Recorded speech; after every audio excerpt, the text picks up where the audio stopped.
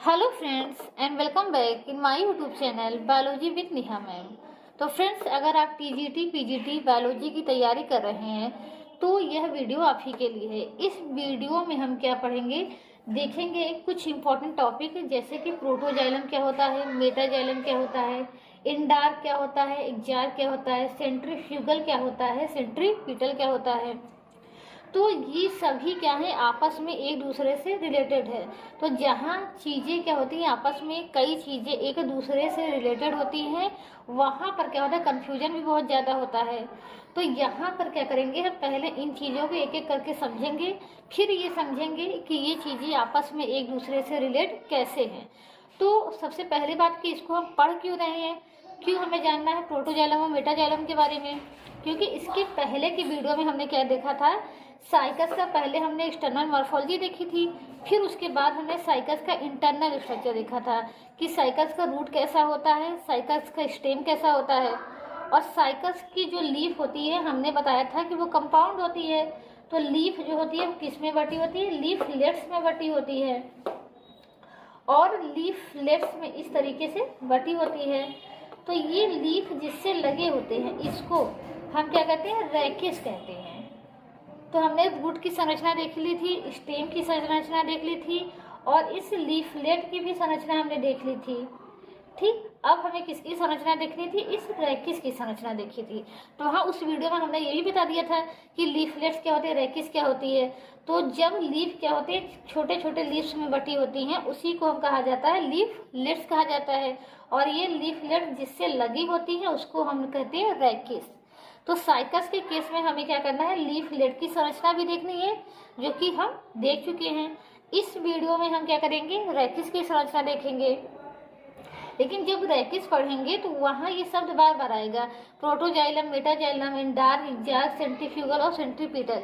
ये हमें पता होना चाहिए, क्योंकि इसके बाद के भी जो भी स्पीशीज पढ़ेंगे तो वहाँ हम देखेंगे कि जाइलम कैसा होता है, इंडार्क होता है कि एक्जार्क होता है, सेंट्रीफ्यूगल होता है कि सेंट्रीपिटल होता है।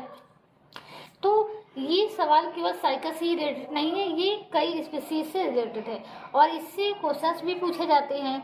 जैसे कि एक क्वेश्चन यहाँ मैंने लिखा हुआ है कि centripetal and centrifugal xylem are the important feature of, यानी सेंट्रीपिटल और सेंट्रीफ्यूगल जाइलम किसके फीचर हैं, रूट के एंड स्टेम के रिस्पेक्टिवली, या एक्जार्क एंड इंडार्क रिस्पेक्टिवली, या इंडार्क एंड एक्जार्क रिस्पेक्टिवली, या बोथ, पहला और दूसरा।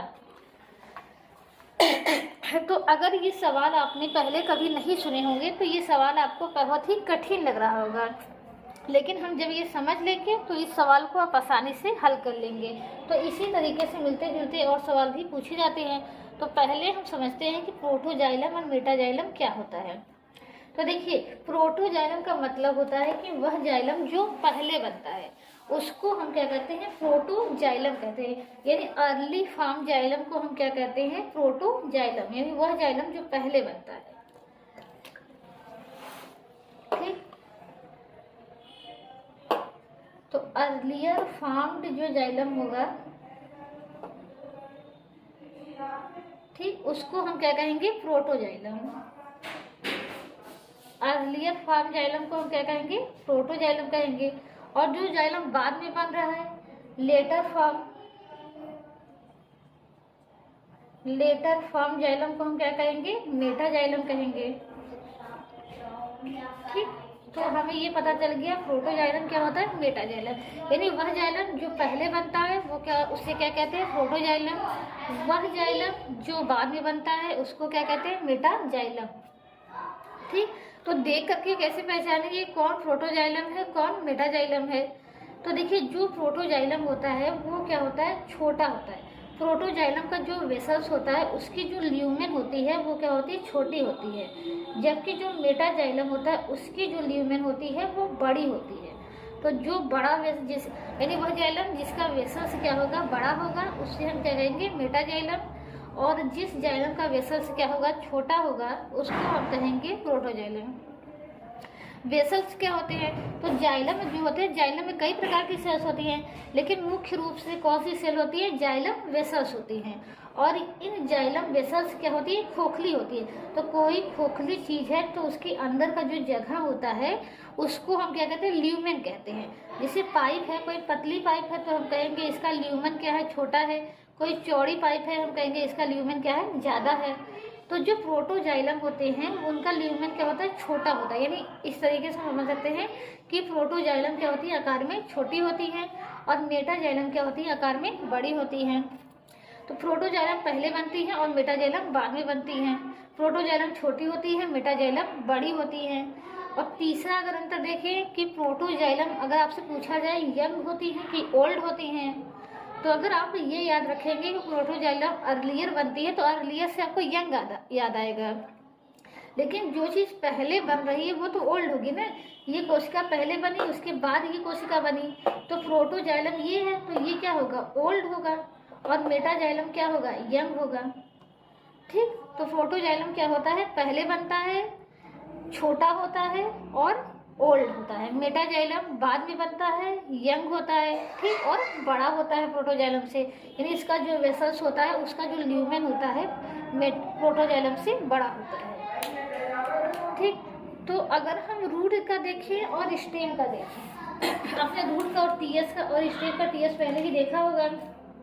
तो जब हम रूट का टीएस देखते हैं इस तरीके से, ठीक, तो वहाँ हमें कुछ इस तरीके से दिखाई देता है। ठीक, यहाँ वस्कुलर बंडल हमें जाइलम किस तरीके से दिखाई देते हैं, हमें यहाँ दिखाई देता है कि यहाँ जाइलम छोटे छोटे होते हैं और जैसे केंद्र की तरफ जाते हैं वैसे ही जाइलम क्या हो जाते हैं, बड़े हो जाते हैं। ठीक,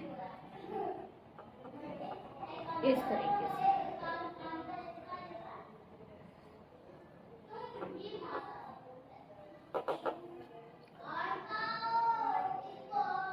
ठीक, तो इस तरीके का अरेंजमेंट आपको किस में देखने को मिलता है, रूट में।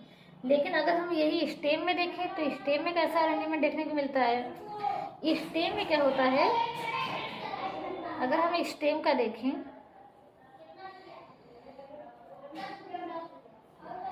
तो स्टेम में क्या होता है कि इस तरीके से आपको देखने को मिलेगा। बड़ी कोशिकाएं क्या होंगी, बाहर की तरफ होगी, और उसके नीचे क्या होती जाएंगी, छोटी होती जाएंगी कोशिकाएं, इस तरीके से।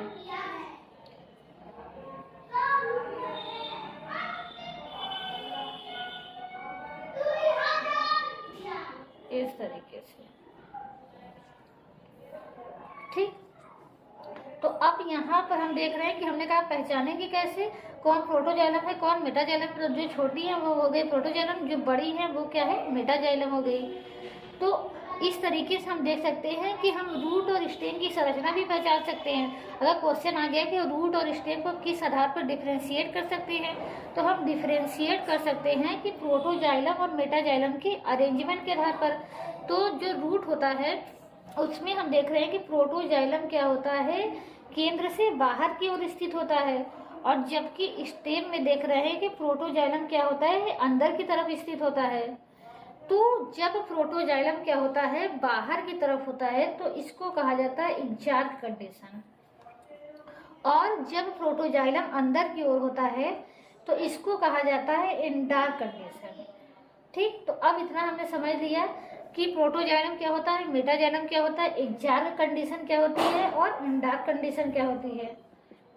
ठीक, तो ये क्या है, जब जाइलम में प्रोटोजाइलम क्या हो, बाहर की ओर स्थित हो, तो उसको क्या कहते हैं, एग्जार्क कंडीशन। और जब प्रोटोजाइलम कहाँ हो, अंदर की ओर स्थित हो, यानी केंद्र की ओर स्थित हो, तो उसको क्या कहते हैं, एंडार्क कंडीशन कहते हैं। एग्जार्क कंडीशन किसमें पाया जाता है, रूट में पाया जाता है। एंडार्क कंडीशन किसमें पाया जाता है, स्टेम में पाया जाता है। और दूसरी चीज अगर हम ये देखिए, हमने एक बताया कॉन्सेप्ट यंग और ओल्ड का। प्रोटोजाइलम क्या होती है, ओल्ड सेल होती है, और मेटाजाइलम क्या होती है, यंग सेल होती हैं। तो अगर हम रूट में देखें तो प्रोटोजाइलम कहाँ है, केंद्र से बाहर की ओर है, और मेटाजाइलम कहाँ है, केंद्र की ओर है। तो जब यंग कोशिकाएं क्या होती हैं, केंद्र की ओर होती हैं, तब उसे कहा जाता है सेंट्रीपिटल जाइलम। तब उससे हम क्या कहेंगे, सेंट्रीपिटल जाइलम। और वही अगर हम यहाँ पर देख रहे हैं कि जो मेटाजाइलम है बाहर की ओर है, अंदर की ओर ना होकर केंद्र की ओर ना होकर केंद्र से दूर है, केंद्र से बाहर की ओर है, तब इसे कहा जाता है सेंट्रीफ्यूगल जाइलम।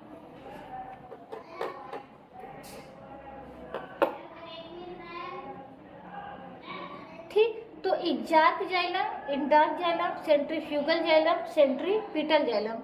तो एग्जार्क और इंडार्क जाइलम में हमने किसको बेस माना? प्रोटोजाइलम को बेस माना कि अगर प्रोटोजाइलम क्या है, बाहर की ओर है तो एग्जार्क, अगर प्रोटोजाइलम अंदर की ओर है तो इंडार्क। ये याद हो गया, इंडार्क मतलब अंदर, एग्जार्क मतलब बाहर। और सेंट्रीपिटल और सेंट्रीफ्यूगल में किसको मानेंगे?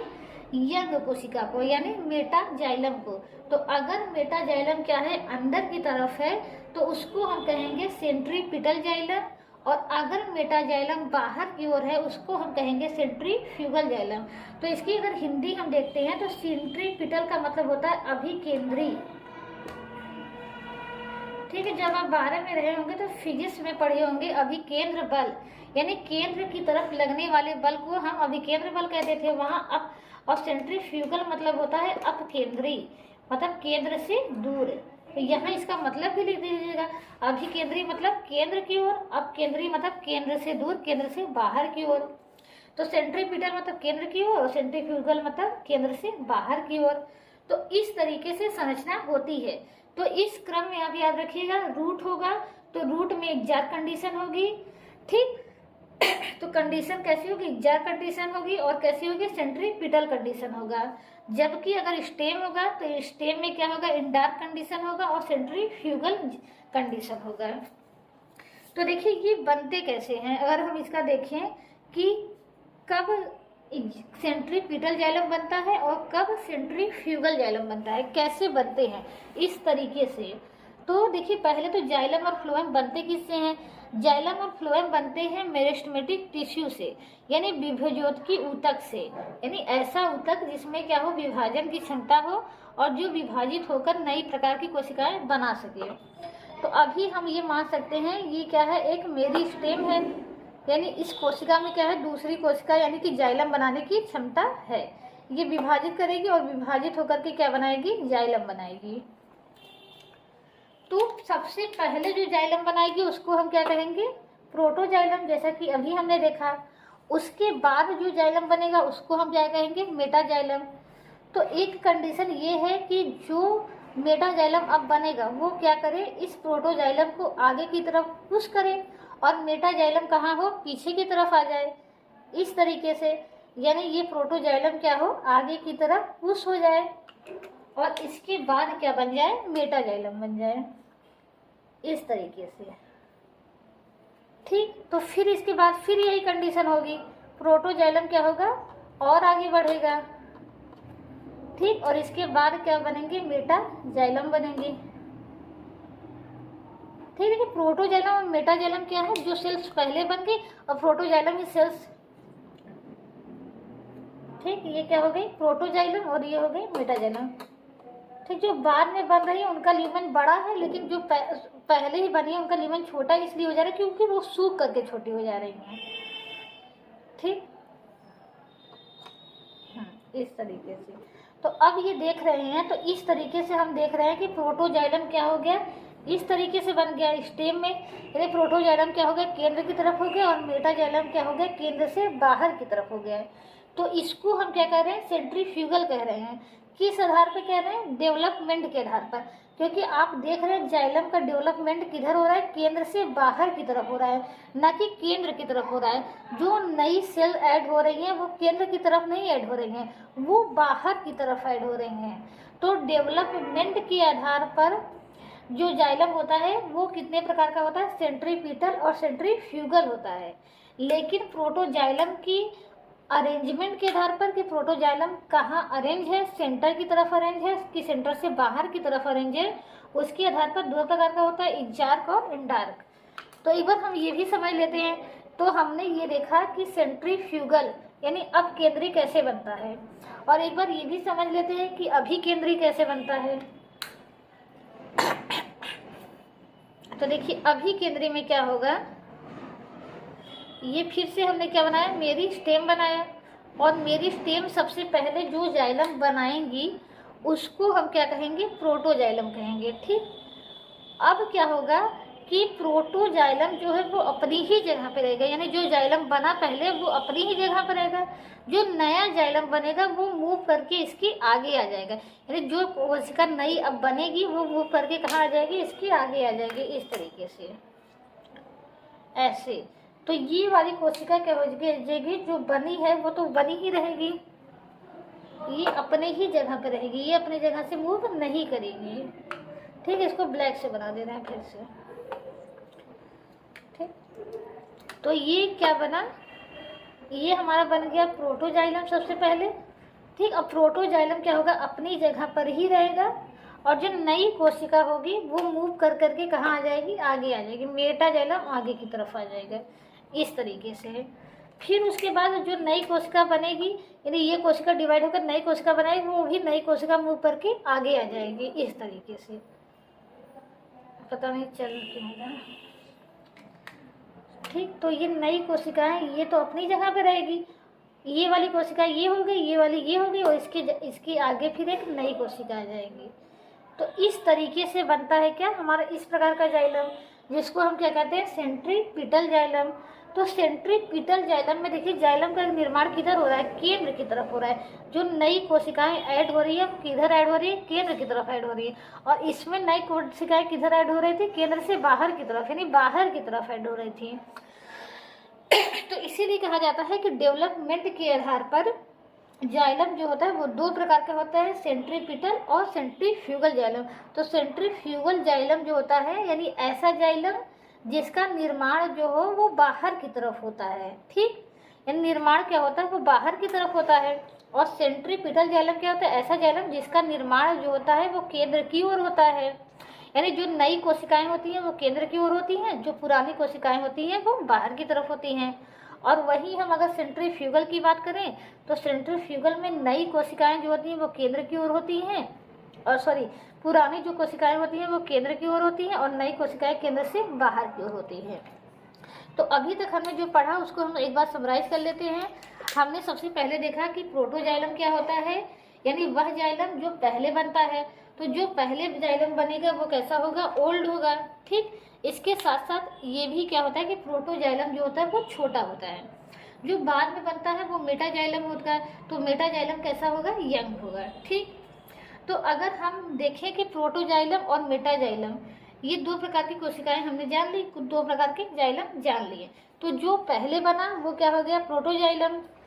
प्रोटोजाइलम के बाद में जो बना वो मेटाजाइलम हो गया। ठीक, तो ये दो तरीके से बनते हैं। एक तो ये होता है कि प्रोटोजाइलम जो है वो केंद्र की ओर खिसकता जाए और मेटाजाइलम उसके पीछे पीछे हो।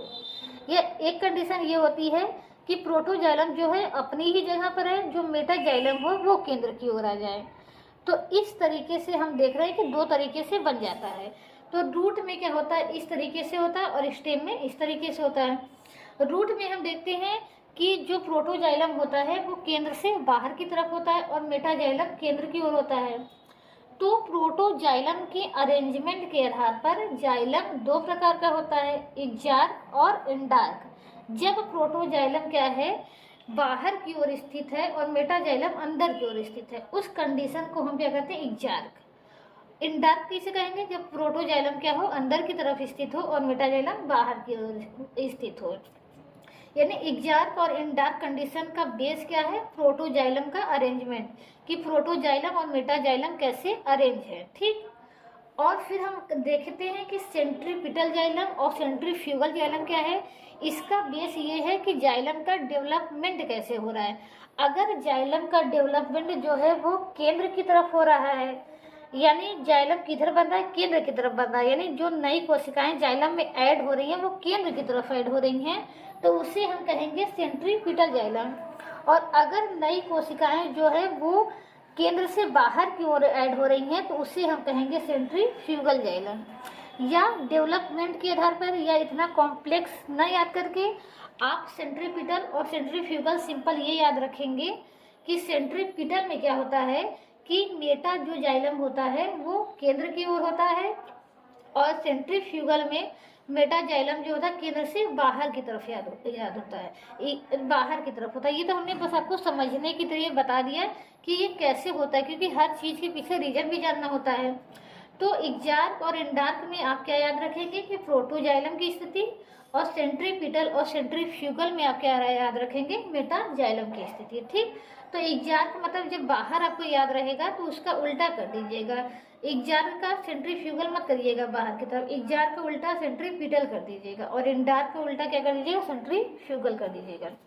तो अब आइए इस चीज को हम समझते हैं कि centripetal and centrifugal xylem are the important feature of. तो पहले तो सेंट्रीपिटल का मतलब क्या हो गया, सेंट्रीपिटल के समानार्थी कौन है, एग्जार्क हो गया, और सेंट्रीफ्यूगल के समानार्थी कौन है, एंडार्क हो गया। तो ऑप्शन 2 सही हो गया। और ये भी हम देख रहे हैं कि सेंट्रीपिटल कंडीशन किस में पाई जाती है, रूट में पाई जाती है, और सेंट्रीफ्यूगल कंडीशन किस में पाई जाती है, स्टेम में पाई जाती है। तो इस तरीके से हमारा क्या हो गया, चौथा ऑप्शन सही हो गया, यानी बोथ 1 और 2। तो अब आपको ये समझ में आई होप अच्छे से आ गया होगा कि exarch, endarch, centripetal, centrifugal, protoxylem, metaxylem. ठीक, और प्रोटोजाइलम और मेटाजाइलम बनते कैसे हैं ये भी जानना जरूरी है, और किस में होते हैं, रूट में कैसे होते हैं, स्टेम में कैसे होते हैं।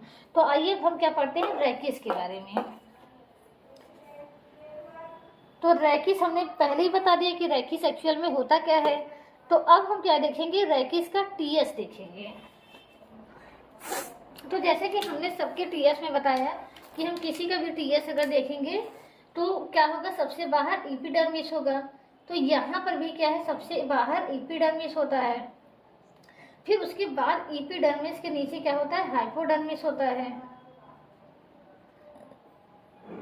ठीक, और हाइपोडर्मिस के नीचे क्या होता है, ग्राउंड टिश्यू होते हैं। ठीक, अब ये ग्राउंड टिश्यू शब्द आप पहली बार सुन रहे होंगे, क्योंकि इसके बाद तो हमने देखा था कि कॉर्टेक्स होता है, कॉर्टेक्स के बाद क्या होता है, एंडोडर्मिस होता है, फिर पेरिसाइकिल होता है, फिर वेस्कुलर बंडल होता है। अभी तक तो हम ये देख रहे थे, लेकिन कुछ फॉर्म में क्या होता है, एपिडर्मिस होता है, हाइपोडर्मिस होता है, यानी सबसे बाहर क्या होगा, एपिडर्मिस होगा, और एपिडर्मिस के नीचे कुछ क्या होंगी, कठोर कोशिकाएं होंगी जो क्या बनाएंगी, हाइपोडर्मिस बनाएंगी। ठीक, इस तरीके से।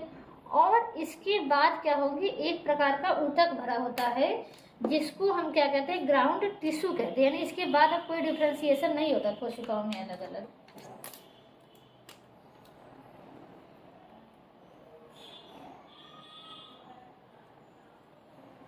ठीक, इस प्रकार से ढेर सारी कोशिकाएं भरी होती हैं, तो इसको हम क्या कहते हैं, ग्राउंड टिश्यू कहते हैं। इसको हम डैश डैश इसी तरह बना दे रहे हैं। यहाँ पर एक प्रकार की कोशिका भरी होती है, इस कोशिका को हम क्या कहते हैं, ग्राउंड टिश्यू कहते हैं। तो अब इस ग्राउंड टिश्यू में क्या होंगे, वैस्कुलर बंडल होंगे। यानी वैस्कुलर बंडल में क्या होगा, जाइलम होगा, और क्या होगा, फ्लोएम होगा। और ये जाइलम और फ्लोएम क्या होंगे, इनके चारों ओर क्या होगा, एक बंडल शीथ होगा। बंडल शीथ मतलब एक प्रकार की कोशिकाओं का समूह होगा, जिसको हम क्या कहेंगे, बंडल शीथ। ठीक, तो बंडल शीथ में ऊपर की तरफ क्या होगा, फ्लोएम होगा, और नीचे की तरफ क्या होगा, जाइलम होगा। तो इस तरीके से होगा। तो अगर हम लीफलेट्स में देखें तो इसी तरीके से क्या होंगे, इस ग्राउंड टिश्यू में क्या होंगे, ढेर सारे वेस्कुलर बंडल अरेंज होंगे। ठीक, केवल एक नहीं होगा, ढेर सारे वेस्कुलर बंडल होंगे, जैसा कि आप फिगर में देख सकते हैं। और ये सभी जो वेस्कुलर बंडल हैं वो उल्टे ओमेगा आकार में अरेंज होंगे। यानी ये हमने एक ही बनाया, लेकिन एक्चुअल में एक नहीं होंगे। अगर ये क्या है, अगर हम रैकिस का स्ट्रक्चर बनाएं, अगर हम रैकिस का क्या करें, टीएस देखें, तो रैकिस में क्या देखेंगे, उल्टे ओमेगा आकार के। उल्टा ओमेगा आकार मतलब ओमेगा का आकार देखिए ऐसे होता है, ऐसे। लेकिन जब हम रैकिस में देखते हैं तो रैकिस में क्या होते हैं, वेस्कुलर बंडल इस तरीके से अरेंज होते हैं, ऐसे। तो इसको कहा जाता है उल्टे ओमेगा आकार के। ठीक, तो यही जैसे ये हमने वेस्कुलर बंडल बनाए, ऐसे ही ढेर सारे वेस्कुलर बंडल इस तरीके से अरेंज होंगे। इनमें क्या होगा, जाइलम होगा और फ्लोएम होगा, और जाइलम और फ्लोएम के चारों तरफ क्या होगा, बंडल शीथ होगा। तो सबसे इम्पोर्टेंट हमें क्या मिला कि रैकिस में जो है वो वेस्कुलर बंडल जो होते हैं उल्टे ओमेगा के आकार में अरेंज होते हैं। ठीक, उल्टे ओमेगा के आकार में। तो ये पॉइंट आप नोट कर लेंगे। एक इम्पोर्टेंट पॉइंट हमें यहाँ से मिल गया। और दूसरा अगर पॉइंट हम देखें तो अगर हम देखें जो रैकिस होती है, रैकिस अगर हम ये बात करें कि जैसे स्टेम से क्या निकल रहा है, ये क्या निकल रहा है, लीफलेट्स निकल रही हैं। तो ये जो रैकिस होता है ये उसका बेस पार्ट हो गया। ये अगर स्टेम से निकल रहा है तो ये बेस हो गया, ये मिडल पार्ट हो गया, ये अपर पार्ट हो गया। तो इन तीनों ही पार्ट में क्या होता है, जाइलम का जो होता है अरेंजमेंट अलग अलग होता है। तो अगर हम देखें सबसे बेस पे देखें, मिडल पे देखें और अपर पे देखें कैसे कैसे जाइलम पाए जाते हैं।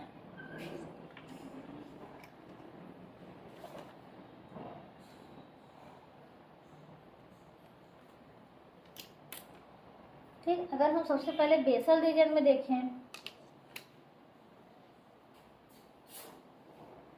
ठीक, अगर हम बेसल रीजन में देखें तो बेसल रीजन में क्या होता है कि केवल सेंट्रीफ्यूगल जाइलम होता है।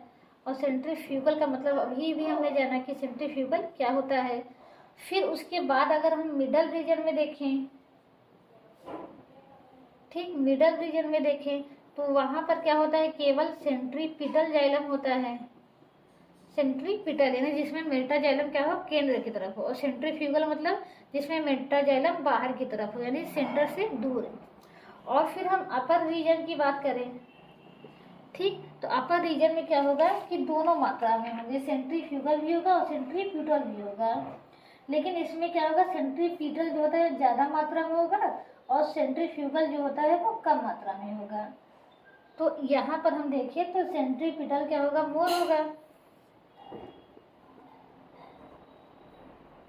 सेंट्रीपिटल क्या होगा, मोर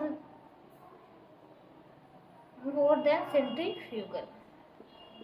तो ये क्वेश्चन आप याद रखेंगे क्योंकि अभी तक पूछा नहीं गया, एक आध बार पूछा गया, भी पूछा जाएगा। तो ये हमने बताया रैकिस क्या होता है, जो स्टेम से निकलती हैं लीफलेट्स, रैकिस निकलता है और रैकिस पे लीफलेट लगी होती है। तो ये इसका हो गया बेसल रीजन, ये मिडल रीजन और ये अपर रीजन। तो बेसल रीजन में सेंट्रीफ्यूगल होता है, मिडल रीजन में सेंट्रीपिटल होता है और अपर रीजन में क्या होते हैं, दोनों प्रकार के जाइलम होते हैं, सेंट्रीपिटल भी होते हैं और सेंट्रीफ्यूगल भी होते हैं। लेकिन सेंट्रीपिटल ज़्यादा होता है और सेंट्रीफ्यूगल कम होता है। तो इस तरीके से हमने इसके पहले क्या देखा था, लीफलेट की संरचना देखी थी। तो लीफलेट में भी क्या होते हैं कि सेंट्रीपिटल और सेंट्रीफ्यूगल जाइलम दोनों पाए जाते हैं। तो वहाँ आपने लीफ का जब फिगर बनाया होगा तो वहाँ देखा होगा कि वहाँ सेंट्रीपिटल भी जाइलम था और सेंट्रीफ्यूगल भी जाइलम था। तो लीफ की बात करें, सॉरी लीफलेट की बात करें या साइकस के रैकिस की बात करें तो उसमें क्या होता है, सेंट्रीपिटल और सेंट्रीफ्यूगल दोनों ही जाइलम पाए जाते हैं। लेकिन अगर हम रूट की बात करें तो रूट में क्या होता है, केवल सेंट्रीपिटल जाइलम होता है। और अगर स्टेम की बात करें तो स्टेम में केवल सेंट्रीफ्यूगल जाइलम होता है। तो इतना आपको याद रखना है, ठीक, कि रैकिस में और लीफलेट में सेंट्रीपिटल और सेंट्रीफ्यूगल दोनों होता है। लेकिन रूट में केवल सेंट्रीपिटल होता है और स्टेम में केवल सेंट्रीफ्यूगल होता है, ठीक। तो आई होप फ्रेंड इतनी जानकारी आपको पसंद आई होगी। तो अगर आप टीजीटी पीजीटी की तैयारी इसी तरह एक एक पॉइंट को समझ करके अच्छे से तैयार करना चाहते हैं तो प्लीज़ मेरे चैनल को सब्सक्राइब कर लीजिए। इस चैनल पर ऑलरेडी जो है वो लोअर बॉटनी में अभी तक जितने भी टॉपिक थे, bacteria, virus, fungi, algae, pteridophyta, bryophyta, सभी कंप्लीट हो चुके हैं और जिम्नोस्पर्म बताया जा रहा है। तो अगर अभी तक आपने वो वीडियो नहीं देखा है तो उसको देख लीजिए और फिर इस वीडियो को भी अच्छे से देखिए और समझिए। अगर आपको समझने में कोई भी दिक्कत आता है तो प्लीज़ आप कमेंट करके बताइए। और वीडियो को पूरा देखने के लिए आप सभी का बहुत बहुत धन्यवाद। Thank you so much.